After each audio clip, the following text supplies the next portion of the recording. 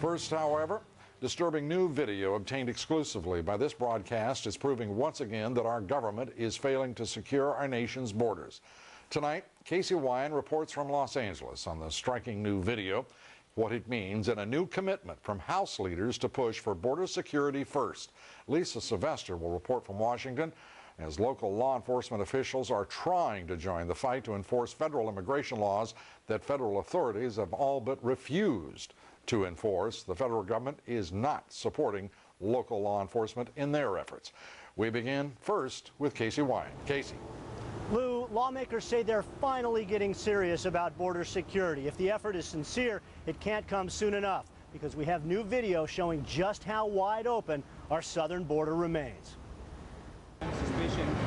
House Speaker Dennis Hastert and other congressmen toured the Mexican border this weekend, trying to win support for the House's border security first approach to immigration reform. I believe, and I think most of our members believe, that protecting the border is the #1 thing that we have to do. And in any bill that we pass, the Senate bill doesn't talk about the border at all.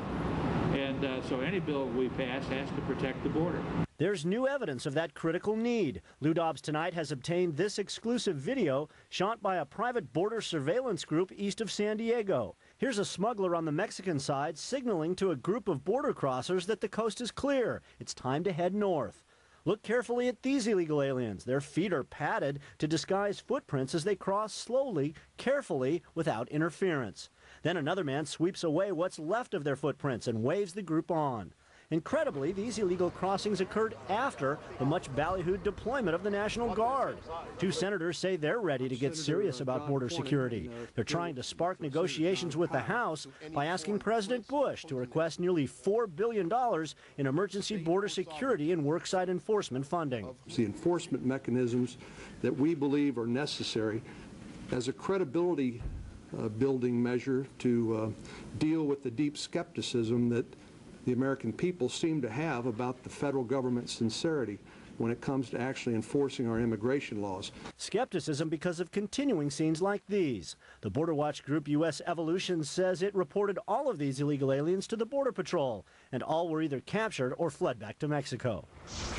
But if the volunteers had not been there, it's likely illegal aliens would have made it across very easily. The reality is, Lou, at places all along the southern border, hundreds of places, crossings like these are happening every day. Lou?